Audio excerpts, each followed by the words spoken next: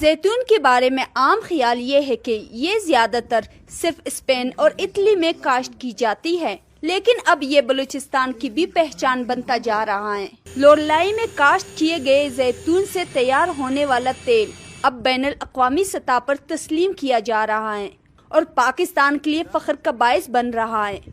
یہ ضلع اب زیتون کے باغات سے اپنی نئی پہچان بنا رہا ہے۔ چلیے ملتے ہیں یہاں کے ایک مقامی کاشتکار عبدالجبار سے، جنہوں نے ناممکن کو ممکن کر دکھایا۔ جب اولیو سے پہلے یہاں پہ بادام خوباندی سے یہاں بادام کے یہ ہوتا تھا کہ کبھی کبھار سردی اس کو پھول کو گرا دیتا تھا اور باقی کو کبھی کھیڑا لگتا تھا، کبھی خراب ہوتا تھا، کبھی بارشوں سے، کبھی ڈراؤٹ سے بہت بری حالات تھی انکم نہ ہونے کی وجہ سے۔ جب ہم نے اولیو کی طرف توجہ کی تو ماشاءاللہ ہمارا بہت ہی بہتر ہو گیا ہمارا معاشی حالات۔ زیتون کا درخت کم پانی میں بھی پلتا ہے اور اس پر خشک سالی کا زیادہ اثر نہیں ہوتا، اگرچہ پانی کی کمی کے سبب یہ پل نہیں دیتا، مگر جیسا ہی دوبارہ پانی ملے تو یہ پھر سے باراور ہو جاتا ہے۔ اس کی یہی خصوصیات اسے بلوچستان کی خشک زمین کے لیے موزوں بناتی ہیں۔ عبدالجبار کی باغات میں اگنے والے زیتون سے تیار ہونے والا تیل new York international olive oil مقابلے میں سلور ایوارڈ حاصل کر چکا ہے، ایک ایسا اعزاز جس نے نہ صرف علاقے کے کسانوں کا اعتماد بڑھایا ہے بلکہ بلوچستان کو زیتون کی پیداوار کے حوالے سے عالمی سطح پر نمایاں مقام بھی دلایا ہے۔ وہاں جو عام روٹین کا تیل ٹیسٹ ہوا ہے وہ ایشیا میں فرسٹ اور باقی دنیا میں 4 پوزیشن اس نے وہ حاصل کی، لیکن انشاءاللہ اگر تھوڑا سا ہم اور بھی محنت کریں کوالٹی پہ انشاءاللہ ہم فرسٹ ایوارڈ بھی حاصل کر سکتے ہیں۔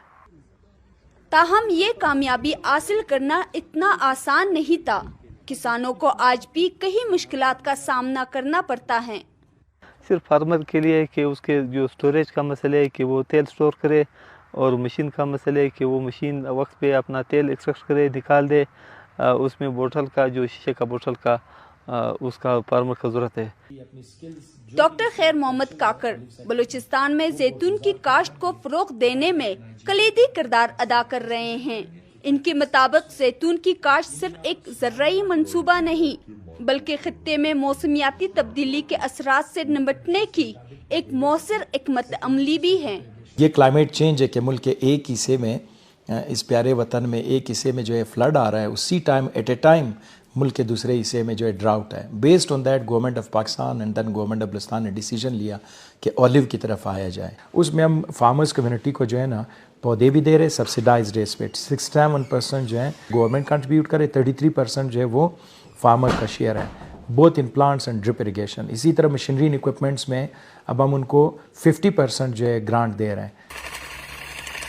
بلوچستان میں زیتون کی کاشت کے لیے جدید ٹیکنالوجیز اپنائی جا رہی ہیں، جن کی مدد سے پودوں کی افزائش کے عمل کو نہ صرف تیز بلکہ مؤثر بھی بنایا جا رہا ہے۔ ان سب اقدامات کی وجہ سے پاکستان نہ صرف اپنی زمین پر زیتون کی کاشت میں خود کفیل ہو رہا ہے بلکہ اب دیگر ممالک کو مدد بھی فراہم کر رہا ہے۔ الحمدللہ ثم الحمدللہ نائجیریا کو 1,00,000 ایکڑ کے اوپر اس کے پودے دے رہے ہیں، اس کا ڈرپ دے رہے ہیں، اس کی مشینری اکوپمنٹس دے رہے ہیں، اور سب سے بڑھ کر ہم اس کی ٹیکنالوجی ٹرانسفر دے رہے ہیں۔ لوریلائی کے زیتون کے باغات کی کہانی ہمیں یہ ثابت کرتی ہے کہ اگر موسمیاتی تبدیلیوں کی چیلنجز کو بہتر انداز میں مقابلہ کیا جائے تو یہی مشکلات مواقع میں بھی تبدیل ہو سکتی ہیں۔